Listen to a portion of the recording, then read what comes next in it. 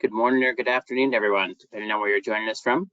We still have a few people logging in here, so we're going to give them a minute or two to get settled in, and then we'll get underway.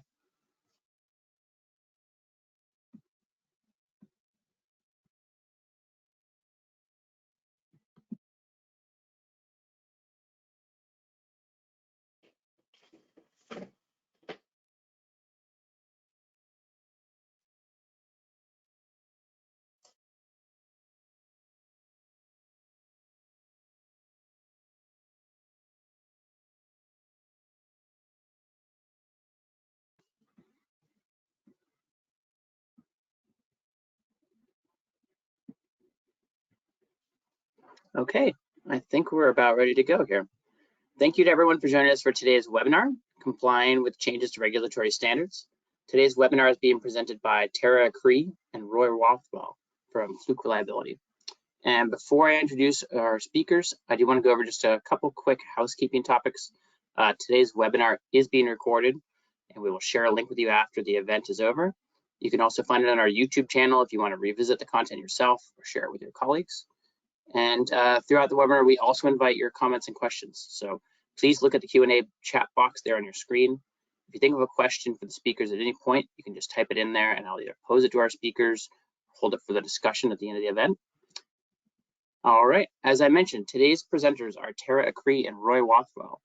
Roy is Director of Customer Success EMEA for eMaint and Fluke Reliability. His customer services team regularly supports customers with implementation, consulting, training, and more. Tara is an enterprise account executive for the life sciences and automotive industries at eMaint, and she specializes in a SaaS-based approach to SaaS-based solutions and hardware tools across enterprise platforms, focuses on a best practices approach. I should say they also spend a fair amount of their time talking to customers about regulatory compliance. Tara and Roy, thanks so much for being here, and with that, I'll hand it over to you both for today's talk. Wonderful.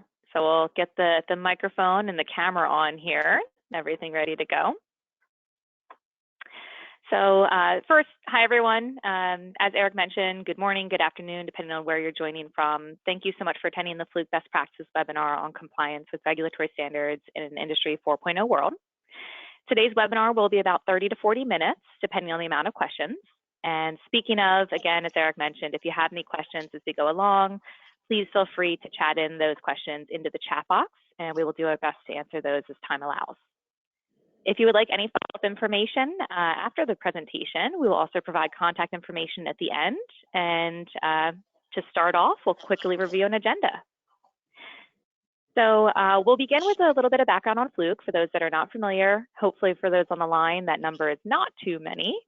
We'll go from there into regulation changes in the industry and some factors that have affected those changes.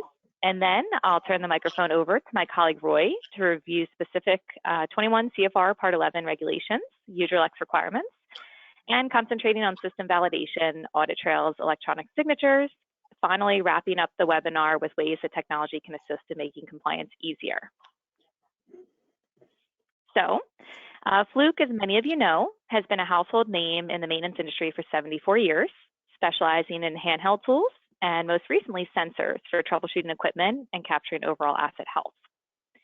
Within the Fluke family, there are subsidiary companies specializing in multiple facets of the industrial world.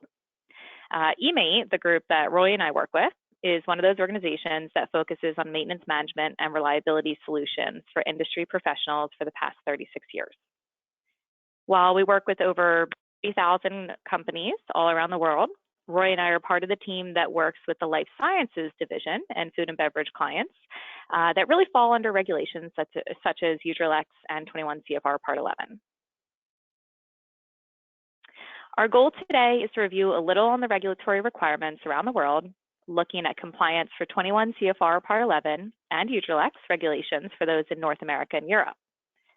Overall, our session will be broken into a few different segments: the discussion of the historical industry shift with respect to compliance and the factors that have led to those changes, defining the standards themselves along with common terminology that you may hear as you research the regulatory standards. Most importantly, Roy will go through the methodology on how to achieve compliance. Finally, we'll wrap up with the ways that technology can assist your team in both providing the resources you need to adhere to those standards while gaining competitive advantages in the industry. So let's start off in making sure everybody is awake with a nice poll question. So what are you currently using to manage maintenance on your equipment? We'll allow about 5 to 10 seconds to answer for those of you that may not have been paying attention.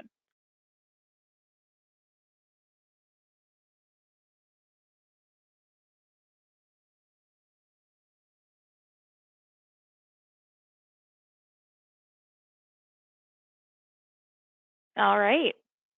So Eric, do we have the poll results in?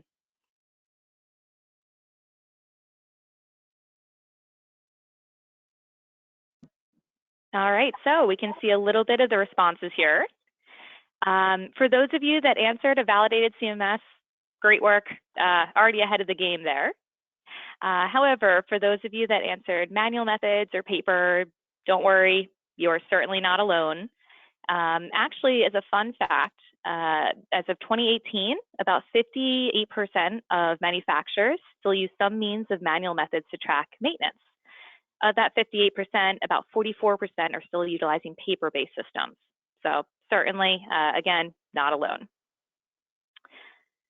So that begs the question of what has kept companies from migrating to a CMS and looking into system validation? If the goal is to automate processes and improve productivity, why aren't companies jumping at the chance to become early adopters or, better yet, innovators? Well, there's several factors and opinions that are considered. Based on surveys of maintenance managers and maintenance management organizations globally, maintenance managers came back with the following concerns that they feel really do provide roadblocks towards migrating towards an automated solution. Looking at the first 2 bullet points, concerns around data integrity and cybersecurity. This is a common concern when looking, especially at web-based programs, and it's actually something that Roy and I hear probably on a daily basis. How can we be sure that the data is secure? How can we ensure that only authorized personnel are making changes to our data?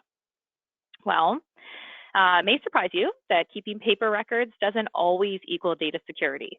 Yes, it is true that you can lock those filing cabinets away and store the information as long as you have the space and to safely store it. However, as we know, papers can get lost. It can be difficult to track down. They can be copied, adjusted without any sort of time and date stamps to show when a change was made other than the honor system.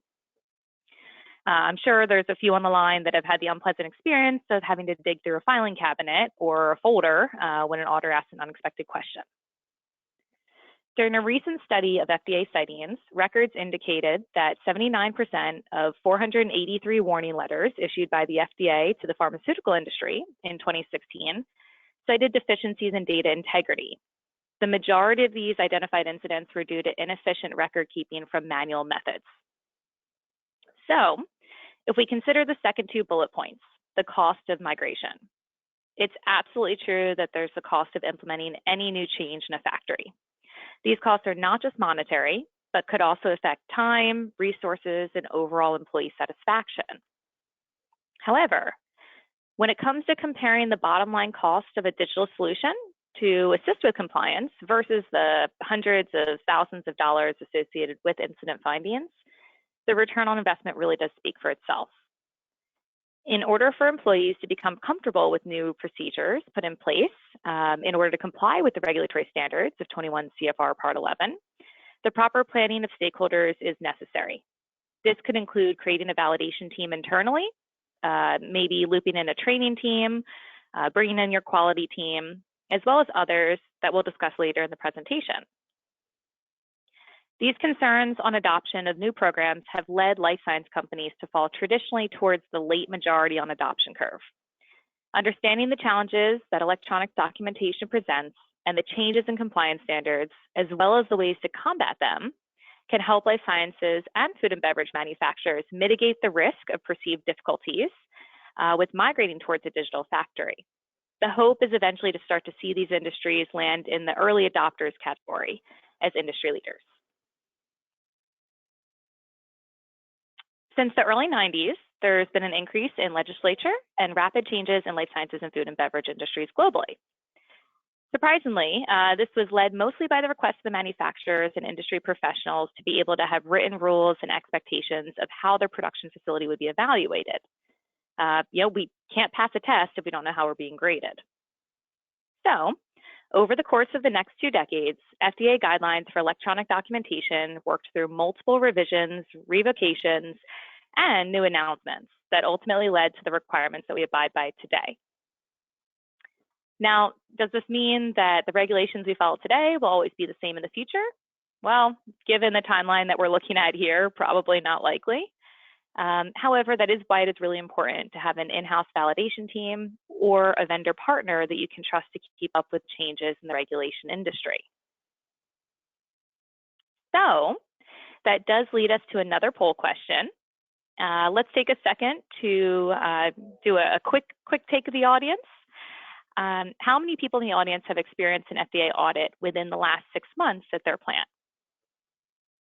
And we'll give everyone a few seconds to answer.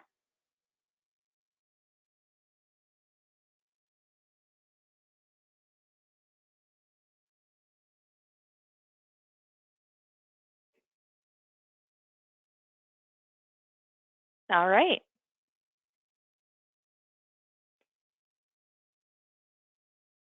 Perfect. So it looks like quite a few of you have. The majority, not recently, but looking to prepare for one. So while the goal of regulators is to ensure the safety and quality of the products from a consumer standpoint, there are several challenges that maintenance professionals deal with on a day-to-day basis with meeting those goals. These include continuous changes in regulatory standards, variance in standards down to the auditor level. So if we think about that, since FDA resources are stretched thin across geographies due to lack of funding, auditors are sent to different sites, countries, and regions all around the globe. Each auditor might have their own interpretation of a rule or an offering. They might have different background qualifications, which causes inconsistencies in the way that the site would be evaluated. What this means is that a practice that may pass 32 audits, then one day would get flagged by an auditor for the same practice that they've been doing all along, all because of how they answered a question on the audit or who the auditor was. Last, deviation in regulatory standards across the globe means that international manufacturers have to be prepared to comply with diverse standards and regulations of that governing body. While industry leaders are predicting that regulatory bodies around the world will eventually establish a common electronic submission system to ensure inspection schedules on equipment and labs, this is thought to be many years in the future, leading us to what we're seeing today. I know that there are a lot of organizations outlined on this page. Today, we will focus in detail on those regulations for the US, Canada, and EU standards, pointing to 21 CFR Part 11 and UDRLEX. With that, I'd like to reintroduce my colleague Roy Rothwell to review some of the definitions of those standards and the best ways to prepare your team for compliance.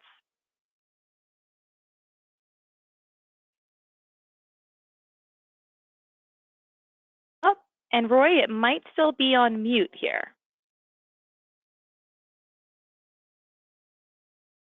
Hi folks, greetings from Ireland. I just pressed that button there. We're just getting over a heat wave here, so apologies for the sun burn on my forehead. So the topic that we've got here today, myself and Tara have been dealing with it for the last, I think, 6 or 7 or 8 years in relation to our clients in life sciences. And what we find here in relation to these two specific regulations, 21 CFR Part 11 and UDRLEX, is that the rules are pretty much still the same, and the expectations from, I guess, our auditor friends haven't changed very much over the last number of years. However, what is changing though is the environment that we find ourselves in within the context of implementing systems like software as a service solutions, and also the challenges in relation to the validation and revalidation side of the house, where resources simply aren't there anymore like they used to be. But in the context of that, maybe Tara, we can move on to the next slide for a bit of I suppose, what I call a game here in terms of the terms that are used, and there are quite a few of them. So normally within the context of implementing a system in the CMMS world, there are terms, there are phrases, and there are acronyms that are typically used in the CMMS world. When we involve ourselves with life sciences projects, we then start seeing different personas and different aspects and eyes of an organization with their eyes on a project. So this is agnostic to the implementation of systems like a CMMS. But from the 21 CFR Part 11 side, generally the focus is around the technology and the functionality in the software around electronic records and electronic signature. That seems to be what we find within the context of most of our conversations with our prospects and customers. We take that, very seriously. We call that voice of the customer in our organization. Also, we find within the context of when these prospects are going shopping, looking for a system like the eMain CMMS, there's also the eyes of quality and purchasing within the context of that also. But I'd say from a UDLX perspective, in terms of terms, buzzwords, and so on, there's a list there of 17 different terms and phrases. But those categories and those modules and those sections within the context of compliance, very, very useful, because what we're finding these days is that compliance that may well have originated from the quality stroke validation phase of a project, we're starting to see more and more questioning around data security, cyber security, info security, and the risks associated with all of that. So even though on the left-hand side, our typical, buzzwords are electronic records and electronic signature, on the right-hand side, those two elements really only comprise a couple of those 17 aspects within the context of UDLX. We might move on to the next slide there, please, Tara. So from our perspective, what we find when we have clients outside of the life sciences world, the content of this particular slide would be pretty poor in terms of what we'll be seeing. There's a lot of aspects and a lot of components that we find in the context of life sciences that we need to be aware of. So our clients are typically coming from, the GXP world, and there are some rules and regulations within the context of GXP, and then in alignment with 21 CFR Part 11 and UDLX. Generally speaking, if there's a piece of software being implemented in the GXP world, then we're finding that validation or some form of computer system validation is going to be required. That then takes us into another level of questioning in the pre-sale phase. So we find ourselves then dealing with user requirement specifications, invitation to tender, trying to tease out functional requirements from non-functional requirements. Non-functional requirements we're very familiar with in the context of implementing and processing, I suppose, a new eMain implementation in the context of the CMMS world. Typical functionality, work orders, preventive maintenance, asset management, and all the rest. However, in life sciences, we then need to be able to answer questions around risk, business continuity, quality, the other eyes of the other stakeholders in the context of the client's perspective. So we start seeing information that we need to provide around the hosting of where the software is, where the data is, and we have policies and procedures all around that hosted in a secure environment that we call the policy portal. As we move along then, and we're into, I guess, post-sale, we're then into the implementation of the software, and we're dealing with the implementation of the software within the context of the functionality of the software. And we have to remember the functional requirements around electronic records, electronic signature, and there are more. But mostly, our clients are keen to ensure that the functionality around those components exists and they can be proven to exist. As we go through then into the implementation, dovetailing into what we call computer system validation, there are more elements that we need to be cognizant of. And these are the traditional elements that are included within the context of computer system validation. Now, some may argue that this is very old school within the context of all of this paperwork and documentation, and most of the time our clients are comfortable with that, except that they don't have the resources internally to be able to put these documents together within the context of computer system validation. So we're here to help, and we can help put together the various documents within the context of a computer system validation project. So services around implementation of the system and services around computer system validation.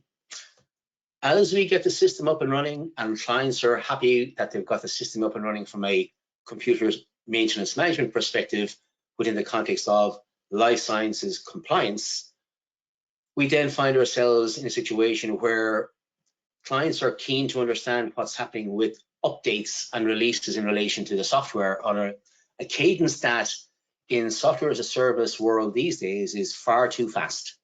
We find ourselves releasing software typically on a cadence of between 2 to 6 weeks. That's a pace and a cadence that's far too fast for our life sciences customers. So we've pretty much settled on a release cadence of 3 months.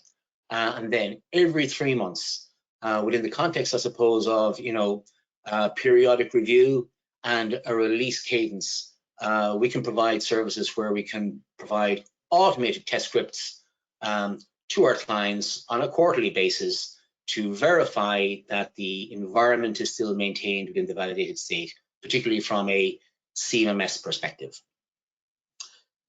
So the journey there in terms of the stakeholders that we find in life sciences are more vast than we would typically find within a typical eMaint implementation, where we're typically seeing the key stakeholders being engineering, maintenance, and operations. So the eyes of quality and certainly info security, cyber security these days are what's important.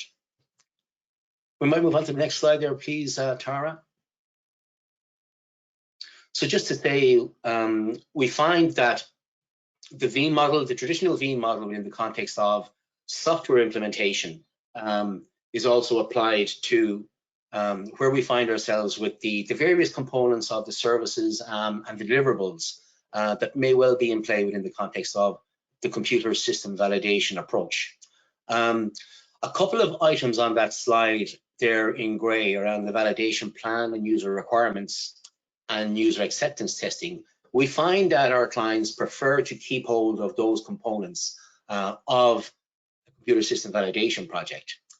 However, then when it comes to connecting up the dots between the functional requirements of the software and the compliance aspects of the software, that we can point those requirements and prove them in what we call operational qualification. And that's typically an exercise where there's a mountain of documentation required. The documentation is usually functional requirement specifications, traceability matrix, installation qualification. The core function in there in terms of the deliverable is operational qualification, and usually there are mountains of test scripts.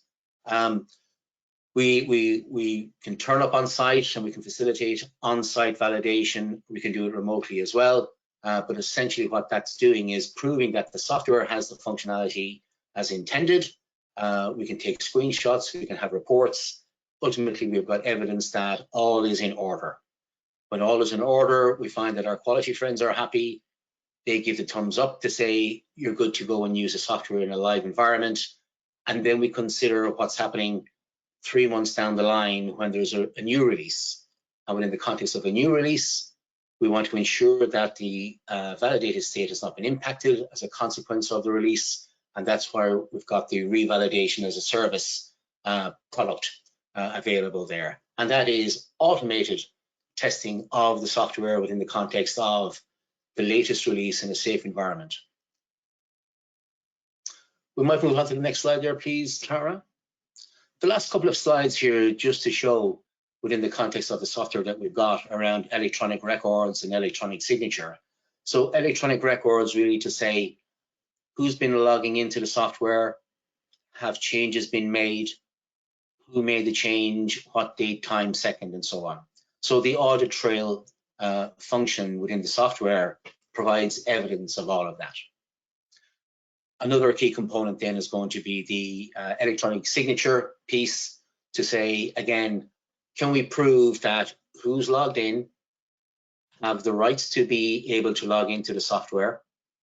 In this image here, there's the option for the user to enter their password a second time that verifies that we've got the right user in the software editing some functionality that they've got the ability to edit. So that's typical functionality that we'd expect within the context of electronic records, electronic signature, the traditional functions we'd expect to see within the context of a CMMS in the life sciences organizations. I think that's me, Tara. Yeah. That is. Thanks, Roy. That was perfect. So hopefully everyone is able to hear me all right again. Just since we reviewed some of the specific functionality within a software that can help your company comply with 21 CFR Part 11 and UTRL-X, we can now discuss a little bit about the technology-enabled approach that can help maintenance leaders gain a competitive advantage, as well as encourage return on investment in the industry. So the features highlighted here are really best practices strategies that companies can use to support compliance and improve efficiency. If we start by taking a deeper dive into each of the features, as well as the benefits that go along with them, we can look first at sandbox testing of technology. So most best-of-breed software solutions will or should offer a sandbox testing environment.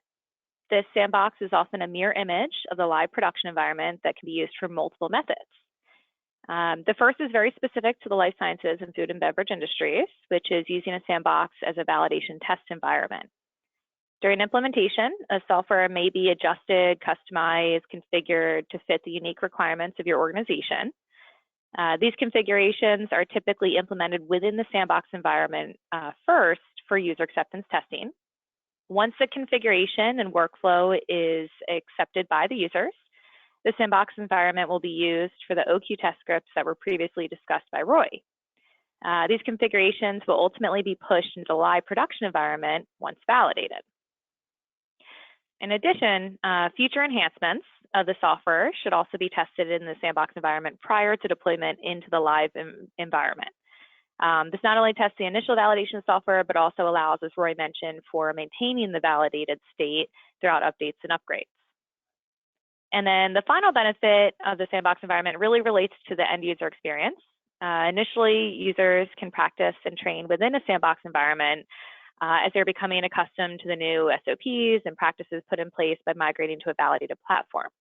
This is really critical to new user adoption of the program, especially for those companies that are migrating from manual methods into a validated CMMS program. In addition to the initial training, the sandbox environment can be used for ongoing training of new employees without jeopardizing the data integrity of your live environment as new employees learn the system. Migrating to digital documentation also allows for better accountability and employee tracking, customer audits, as well as areas of improvements. So as you can see, this is really two primary features.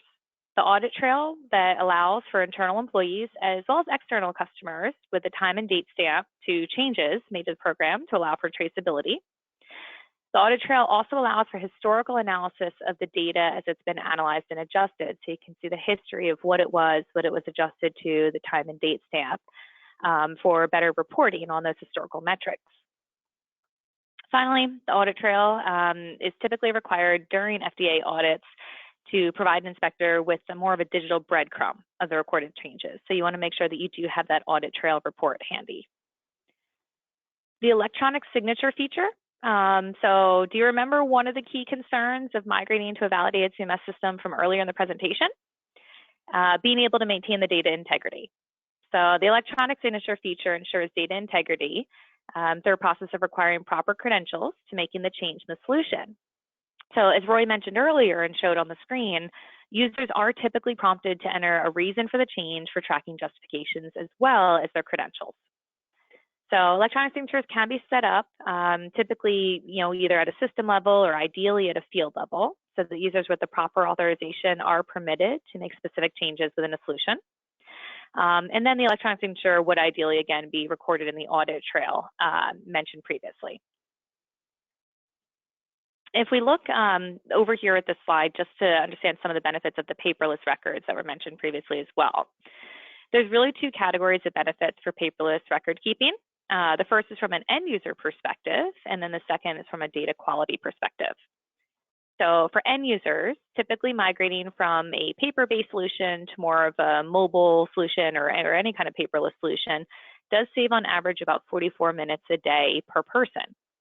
This is due to reduced time spent on manual writing and walking back to a kiosk to type results into a desktop, reduced time spent walking back and forth between a shop or a storeroom, since the information is readily available, ideally at your fingertips, as well as quicker response times to live alarms. So I was on site with a group once where it would take really about 25 minutes to walk back across the shop floor. And, in most cases, it was just to find out you had a new work order for the same machine and same area you were just at. So they always made the joke, at least they had their Fitbits on and got their steps in. The second area that we mentioned was the improved authenticity of the data. So really going paperless to improve that quality of the data. Mobile devices can be set up to capture audit timestamps of when the data was input, complying with regulatory standards as well as the captured information. In addition to the compliance piece, real-time data entry does improve the accuracy of information, because I don't know about you, but at the end of the day, it's really hard for me to remember all of the notes and everything I did when it comes to be about 5 p.m. So you're doing it real time as you're completing your work. And then finally, the digital checklist that you can see an example of here for pass and fail can be added to mobile devices to improve the user experience as well as standardize data quality. So rather than typing in free-form text, it's encouraging someone to choose drop-down lists, pass-fail radio buttons, and so on. The final and one of the most valuable reasons to move towards digital documentation and a validated CMMS is to provide that holistic and consolidated view of your analytics. So by migrating to electronic records, corporations can extract more and shrewd metrics from new and existing historical records. They can also provide actionable insights into how maintenance teams operate and ways to increase uptime of equipment, which is ultimately the goal. Automated reports can streamline increased demand for quality metrics from a customer, auditor, as well as an operations standpoint. And then finally, corporate level KPIs provide a consolidated view of data across an enterprise to ensure compliance with regulatory standards at a site level as well as an enterprise level.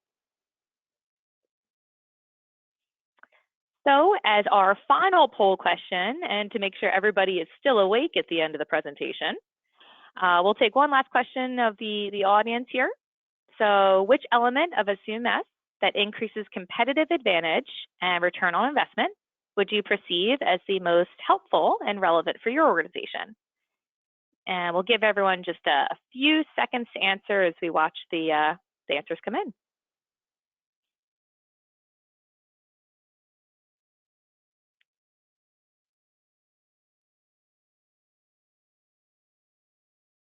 All right. So it's interesting. It looks like, well, of course, the reporting aspect is certainly the dominant. Being able to look at paperless accountability, it really does go across multiple areas of the solution. So really, in summary, the changes that we outlined today have led to heightened demand for electronic records, change management reviews, and visibility into day-to-day metrics.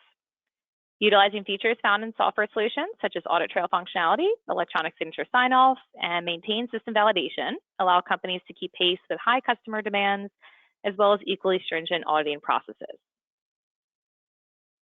So, using the information that we covered today as a stepping stone to our next webinar series, please don't forget, as we wrap up, to register for our Future of Life Sciences and Compliance series, Part 2 and 3, using a CMMS to help solve the worker shortage, as well as innovations in maintenance from AI to IoT.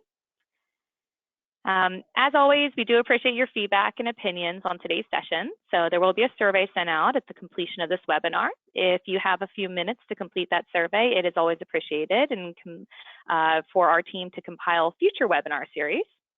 We do understand that almost an hour of your day is a long time to give these days. So thank you so much for attending today's session. Thank you for the interaction and the polls. We'll take a few minutes to go through questions and let's see, I think, Roy, we may have had a few questions come in as we go along. Yeah, Tara and Roy will just come in with a few housekeeping items quick. That was great. Thanks so much for that presentation. Yeah, I just want to remind everyone that today's webinar was recorded and we'll post it to our YouTube channel. And we'll also send out a link to everyone who attended. We do already have a couple questions that have been submitted. If you have a question you haven't submitted yet, you can still enter it in the Q&A chat box there, and we'll get through as many questions as we can in the remaining time. A few people have asked if the slides will be available after the presentation. Yes, I should say we will share the deck as well as the recording. Getting started here, Tara and Roy, with the first question. Somebody asked, do you need electronic signature on non-GMP regulated equipment if your plant has both? Do you want to take that one, Roy? I don't mind. So within the context of the software, the option around the conditions where electronic signature can be switched on or switched off can be set up based on whether the asset is GXP or non-GXP. So just to add on to that, oftentimes you will see, really it's that GXP regulated equipment that you're going to look at a lot of the electronic signature sign-off as the main feature. So if you're talking in facility equipment that's not regulated, not only is it not typically something that's required, but not typically something your team will want to have to go through if it's not required. Okay. And then another question we have is, are there certain ways that you'd recommend to prepare reports for an inspection? So this has been a question that's come up recently, and Roy certainly add on to it. But I know a lot of our customers have been saying, how can we prepare and what is the best option?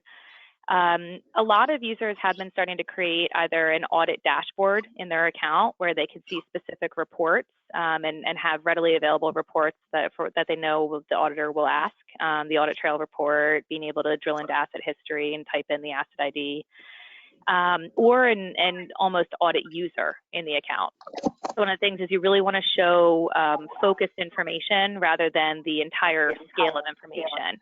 That'll bring up more questions that could lead into areas that you're not prepared to talk about. So I know that's what we see most common is an audit user, an audit dashboard for preparation. I don't know, Roy, if you've seen something similar.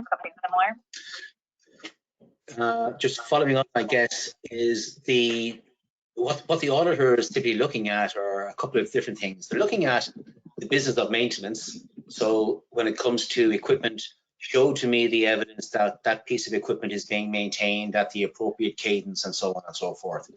So that piece of equipment, a GXP piece of equipment, show me the evidence that everything is in order in relation to compliance from the maintenance perspective. Second piece of the puzzle is show me and prove to me that this piece of software has gone through some sort of a validation exercise. And typically what we find there is that the folders or the binders of the mountains of documentation is pulled off the shelf to say that the software has gone through a validation exercise. So pieces of the puzzle around the product functionality and the validation of the software, I think, come into play there. And I think that's what the auditor wants to see.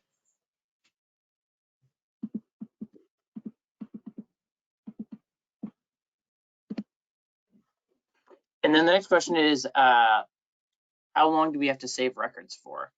And this is a kind of a broad one. I would suppose it depend on context, but do you guys have some insights there?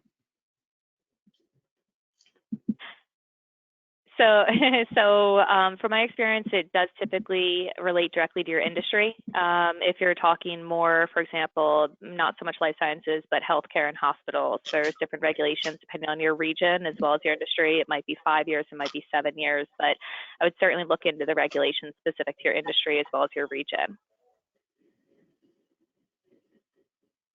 Great. The next question is, does Fluke offer an on-site stored and hosted CMMS system? My organization would want our information stored off-site and required an off-site connection to access our calibration data. The Fluke CMMS is currently a software as a service, so it would be web-based, serving as our servers. So no on-site at this point in time. Okay. And then someone just asked, generally, where's the best place to find resources on validation to help us prepare for an audit? So I would definitely, for example, if you're US based, I would definitely go to the FDA website. They have really great resources on there, really good articles. As you drill into it, there's different companies online that we can certainly share with you after the fact, but the FDA website and regulations is going to be your best bet for researching best ways to prepare. I might also chime in there, ISPE as well, internationally recognized organization, GAMP5. So, any of those acronyms, if you bang them into Google, you're going to find the right resources then to help you out. Somebody also asked, is eMaint actually an enterprise system, EAM, or is it truly a CMMS? And then they add designed for one site versus common inventory, failure codes, modes, etc. Absolutely an enterprise platform. The eMaint solution, not only in the life sciences industry, but across multiple industries, serve customers at a single site or a global scale. So it can absolutely drill into those sort of metrics you're looking for. Okay, and this next one is just, this is the last one I'll throw you guys your way, but they just said, thank you both for your expert advice and sharing with us today. So I think that's all the questions that we've gone through. Tara and Roy, in conclusion, is there anything that you guys wanted to wrap up with today? I think we're, at least on my end, again, just to echo, really appreciate your time. These days, time is a pretty valuable resource. So very much thank you so much for spending 45 minutes with us and walking through. And we hope it was helpful in your reliability and compliance journey. Awesome. Well, thank you so much, everyone, again, as Tara said, for your time. And please look forward to an invite from our next webinar. Thank you so much, everybody. Thanks, everyone. Take care, folks. Thank you. Bye-bye.